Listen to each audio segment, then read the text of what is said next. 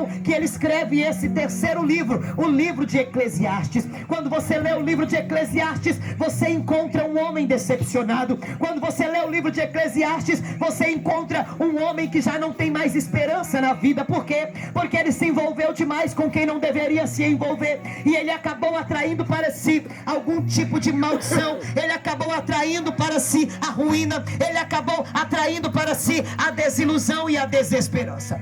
Então, quando Salomão escreve Eclesiastes, ele traz para nós um conselho um pouco diferente de Provérbios, porque em Provérbios há conselhos de sabedoria, mas aqui em Eclesiastes há conselhos de um homem que viveu a experiência. Quem está entendendo? Aqui nós temos conselho de um homem que viveu a experiência e agora está dizendo: olha, não faça como eu fiz, não caia no mesmo erro que eu caí. É como os pais quando chegam para os filhos e diz: olha meu filho, não faça isso, olha minha filha, não faça isso, porque eu já tive a sua idade, eu já tive nas mesmas ilusões que você, eu já tive no mesmo lugar em que você está, e se você continuar indo por esse caminho, vai dar ruim. Só que os filhos hoje, por ter acesso à internet, por ter acesso à tecnologia, eles acham, Diácono Esmeraldo, que os pais estão ultrapassados, que os pais não sabem o que é bom. A maioria dos filhos, às vezes, pelo pai ou pela mãe não saber, às vezes, ligar um Bluetooth, fazer alguma coisa com o celular, acha que o pai, a mãe é antiquado, é ultrapassado, é obsoleto. Porém, eu quero dizer uma coisa: muita gente conhece na teoria, mas o teu pai, a tua mãe que te instrui, sabe na prática. Ele sabe na prática. Quem sabe na prática é diferente do que quem sabe na teoria, porque fazer é diferente de falar, e falar é diferente de fazer. Quando nós lemos Eclesiastes, nós vemos um homem cheio de experiências, tanto boas quanto ruins, aconselhando a próxima geração. Ei, camarada! Ele está aconselhando a próxima geração. E o primeiro conselho que nós vemos aqui em Eclesiastes 9, versículo de número 10 é: tudo quanto te vier a mão para fazer, faze-o segundo as suas forças. Aleluia. Por quê? Porque na sepultura, para onde vais, lá não tem obra nenhuma, lá não tem oportunidade de fazer nada. Lá na sepultura não se faz obra, lá na sepultura não se decide nada, lá não faz nada. Então, tudo quanto te vier à mão para fazer, faça segundo as suas forças. Aleluia. Você pode levantar sua mão? Aleluia. Glória a Deus. Agora levanta o mais alto que você puder. Você viu que você teve dificuldade? Pode baixar. Você viu que você teve dificuldade para levantar a mão? Eu disse: levanta a tua mão. Aí você fez assim. Eu disse: o mais alto. Aí sim, aí é segundo a sua força. Você levantou. Você fez, mas não fez bem feito.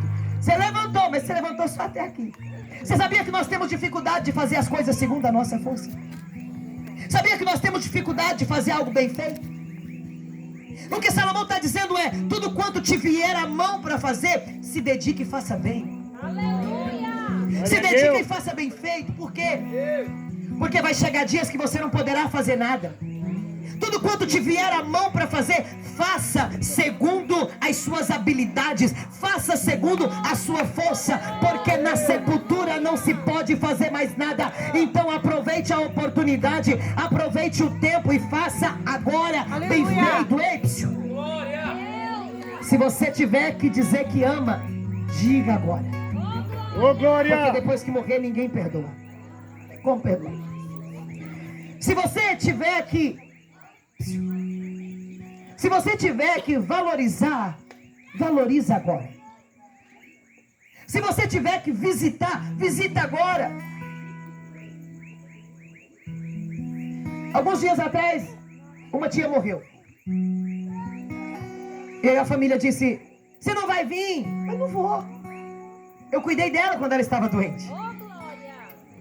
Ela mora no estado de Goiás. Quando ela estava doente, eu fui a única que cuidei. mandei buscar, trouxe, cuidei, zelei, fiz o que eu pude. Aí depois que ela morre, não adianta eu sair daqui às carreiras, perdendo o juízo, correndo risco de até morrer na estrada. Não, ela já morreu. O que eu pude fazer por ela, eu fiz em vida. Ela não vai me ver no velório. Ela não vai levantar para me dar um abraço. Não, ela não vai me receber no velório. Não estou dizendo que vocês não devam ir no velório. Eu só estou querendo te dizer o seguinte: o que tiver que fazer, faz agora, enquanto você pode, enquanto tem vida, enquanto essa pessoa está do seu lado, enquanto você pode abraçar, enquanto você pode amar, enquanto você pode ajudar. Não espere a morte para você se arrepender e ter remorso em volta do caixão e dizer: eu podia ter feito, eu podia ter ido, eu podia ter valorizado. Não faça agora, porque na sepultura ninguém pode fazer nada. É verdade. É a hipocrisia que faz com que os mortos recebam mais flores do que os vivos. Eu não visito cemitério, irmãos. É doido. Não vou nem lavar. Eu não visito cemitério porque os mortos não podem me ver. Os mortos não podem sentir o cheiro das flores. Os mortos não recebem visitas. Deus está falando com pessoas aqui nessa noite. Glória a Deus. Pessoas que poderiam estar fazendo melhor e não está. Pessoa que poderia estar ajudando mais e não está. Pessoas que deveriam estar honrando mais e não está. Pessoas que deviam estar amando mais e não está. Deviam estar valorizando mais e não está. É forte, aleluia. Salomão fala que o tempo e a oportunidade vem para todos. Eu já quero chegar nesse versículo. Então entenda uma coisa: a Bíblia nos traz uma promessa de arrebatamento. A Bíblia diz que quando eu confesso a Jesus, eu chego e digo diante do altar, diante das pessoas presentes, que eu não posso fazer uma confissão em secreto. Eu tenho que chegar diante dos homens e dizer: eu aceito Jesus, eu recebo Jesus na minha vida como meu único e suficiente Salvador. Não há outro além dele, é só Jesus o meu Salvador. Aleluia. Eu confesso Jesus diante dos homens. A Bíblia diz que quando eu faço isso, os anjos vêm, escrevem o meu nome no livro da vida, e haverá um dia em que Deus vai arrebatar esse povo que o aceitou e vai levar para morar com ele. Porém, nós não sabemos que dia será esse arrebatamento. Nós não sabemos que momento acontecerá. A Bíblia só diz assim: fica pronto, fica preparado. Então há uma certeza. Há uma certeza: se você não for arrebatado, você vai morrer. Se você não for arrebatado, você vai morrer. É verdade. A certeza que cada um de nós temos é que vamos morrer. Ou você não tem certeza? Eu tenho algum imortal aqui. Então, a palavra do Senhor nos diz assim: Senhor, ensina-nos a contar os nossos dias de maneira que alcancemos coração sábio. Precisamos aprender a contar os nossos dias. O que a palavra quer dizer com aprender a contar os dias? Não é para você ficar contando 1, 2, não. A palavra, quando diz aprenda a contar os seus dias, a Bíblia está dizendo assim: olha, aprenda a viver a sua vida de maneira que você use bem o seu tempo, use bem o seu dia a dia, valorizando aquilo que deve ser valorizado, amando aquilo que deve ser amado, dando tempo àquilo ou àquele que merece de fato o seu tempo. Aprenda a contar os seus dias. É disso que Salomão está falando. Aprenda a viver bem a sua vida aqui nessa terra. Aproveite bem o seu tempo. Por quê? Porque houve um dia determinado por Deus para você vir a essa terra, mas há também um dia determinado por Deus em que o seu fôlego de vida será tirado. Aí a sua alma, se você está com Cristo, ela vai morar com Cristo. Se ela não está com Cristo, ela vai morar com o diabo. Mas o seu corpo, ele vai para o pó. Aleluia. Estou sendo claro? É verdade. É assim que eu gosto. Então olha só. Aí Salomão vai dizer assim: eu voltei e vi debaixo do sol que não é dos ligeiros a carreira, e nem é dos valentes a peleja, e nem tampouco é dos sábios o pão, nem ainda dos prudentes a riqueza, e nem dos inteligentes o favor, mas o tempo e a oportunidade pertencem a todos. Aleluia. Aleluia, Jesus. Glória a Deus. O que Salomão está nos explicando? Ele disse assim: eu olhei para tudo que se faz debaixo do sol, e eu percebi uma coisa: nem sempre é os ligeiros que chegam primeiro. Nem sempre é os valentes que vencem todas as guerras. Eu percebi também que a prosperidade não pertence aos mais sábios. Eu percebi que a riqueza não pertence aos mais prudentes, mas que o tempo e a oportunidade chegam para todos. O tempo e a oportunidade chega para todos. Se não é dos mais rápidos, a carreira de quem é? De quem tem Deus. Glória a Deus. Se não é, olha só, se não é dos valentes, os mais valentes, a peleja de quem é? De quem tem Deus. Glória a Deus. Se não é dos mais prudentes, a riqueza de quem é? De quem tem Deus. Glória. Porque Salomão mesmo escreveu que é a bênção do Senhor que nos enriquece sem trazer Aleluia. desgosto. Glória a Deus. Às vezes eu vejo pessoas trabalha e malemar consegue pagar os boletos. Então a prosperidade não é dos que trabalham mais. A prosperidade é daquele que recebe a bênção de Deus. Glória a Porque Deus. é a bênção que nos enriquece. É a bênção de Deus que Glória nos a Deus. prospera. Você pode trabalhar, ser o maior trabalhador, mas se você não trabalha debaixo da bênção, com a bênção de Deus, Aleluia. não prospera. Oh, glória. Então é disso que Salomão está dizendo. Você pode ser o melhor no que você faz. Você pode ser bom em tudo que faz. Porém, se a bênção de Deus não estiver com você, você vai nadar e morrer na praia. Não vai chegar em lugar algum. Por quê? Porque a bênção de Deus Ele dá para aquele que pede, para aquele que anda em retidão na tua presença. Aleluia. Meu Glória a Deus. Deus. Olha só, ele diz que o tempo e a oportunidade pertencem a todos. Deus está dando tempo e oportunidade para todos nós. Cabe a nós saber observar qual é a nossa oportunidade, qual é o nosso tempo, qual é o tempo que você está vivendo agora. A Bíblia diz que havia um povo de Israel, das tribos, era a tribo de Issacar. Eles eram um povo que entendia muito bem dos tempos. Eles tinham a ciência, a noção dos tempos. Eles sabiam qual era o tempo de plantar, eles sabiam qual era o tempo de arrancar o que se plantou. Eles conheciam os tempos e nós precisamos aprender a conhecer os tempos. Em que tempo você está vivendo? Você está vivendo em um outono? Você está vivendo uma primavera? O que é que você está vivendo hoje? Qual é o tempo que você está vivendo hoje? Precisamos aprender quais são os tempos que nós estamos vivendo. É tempo de chorar? Se é tempo de chorar, então chore. Se é tempo de sorrir, então dê risada. Porque a vida é assim, uma hora a gente está em cima, outra hora a gente está embaixo. Tem hora que a gente está tudo bem, de repente um turbilhão de problemas acontece. Eu preciso saber em que tempo eu estou vivendo. É verdade. Se é tempo de guerra, se é tempo de paz, eu preciso aprender a discernir os tempos. Eclesiastes capítulo 3, Salomão escreveu que há tempo para todos os propósitos debaixo do céu. Ele diz: há Aleluia. tempo de nascer, há tempo de morrer, Glória a Deus. há tempo de plantar, há tempo de arrancar o que se plantou, há tempo de abraçar, há tempo de se afastar, há tempo para todas as coisas. E eu preciso entender em que tempo eu estou vivendo.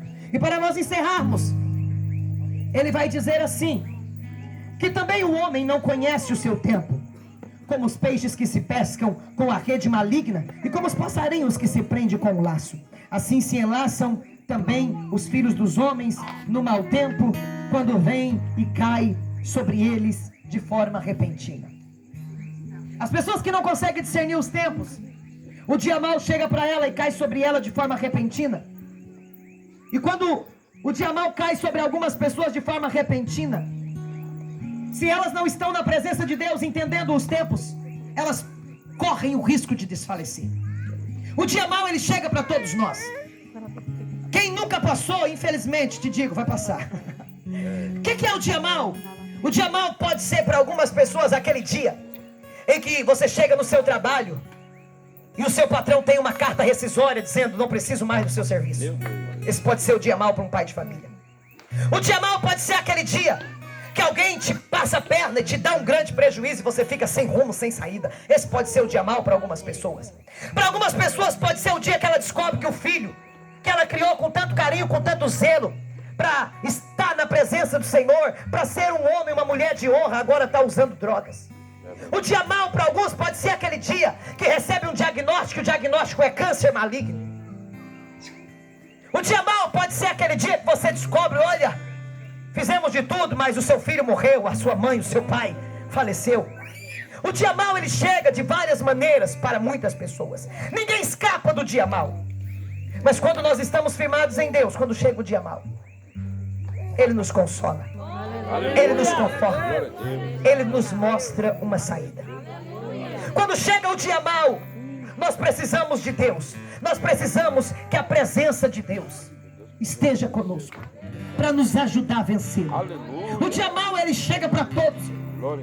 Para o rock, para o pobre, para o rico, para o preto, para o branco, para o grande, para o pequeno, chega para todo mundo. O dia mau ele é terrível, ele não avisa, ele simplesmente chega e ele nos pega de surpresa. A Bíblia conta no livro de Isaías, capítulo de número 38, que havia um rei, e de repente o profeta chega na casa desse rei que já estava enfermo e diz: olha, coloca tudo em ordem porque você vai morrer e não vai viver. O homem que já estava doente, agora ele recebe uma sentença de morte. Ele começou a viver o seu dia mau. Só que quando a sentença de morte chega, quando o dia mau chega, quando o dia mau chega, ele teve uma reação surpreendente. Glória a Deus. O dia mau chega para todos. A forma com que reagimos é que revela como sairemos dele. Aleluia. Nós precisamos ter uma reação de acordo com as expectativas de Deus. Você sabia que Deus tem expectativas a seu respeito? Olha para essa pessoa e fala: Deus tem expectativa em você. Deus tem expectativa em você. Quando o dia mau chegou na sua vida, quando o dia mau chegou na sua vida, o pai ficou assim, ó, para ver qual seria a tua reação. Aleluia. Quando o dia mau chegou na casa de Jó, a mulher dele diz: amaldiçoa teu Deus e morre. Mas quando o dia mau chegou na casa de Jó, Jó disse: no saí do ventre da minha mãe, no tornarei para lá. Bendito seja o nome do Senhor. Ele me deu. A resposta que você dá às expectativas de Deus revela se você vai sair desse dia mau de pé ou prostrado. Glória. O dia mau chegou para o rei Ezequias. Coloca a casa em ordem porque vai morrer e não vai viver. E a Bíblia diz que Ezequias, deitado como estava, porque ele estava doente, ele já não se levantava, deitado como estava, ele virou o rosto para a parede e começou a chorar e dizer: Senhor, lembra, meu Deus, lembra que eu andei na tua presença, lembra que eu te servi todos os dias da minha vida, lembra que as rachaduras do templo eu fui lá e consertei, lembra que o povo que estava vivendo na idolatria, eu disse para eles: larga a idolatria e adora o verdadeiro Deus. O Senhor lembra disso? Glória a Deus. Aleluia. Quando ele disse isso, Deus disse: lembrei. Ei, Isaías, volta! Aleluia. Volta lá e diga para ele que não vai morrer mais. Aleluia. Eu vou acrescentar para ele Glória a Deus.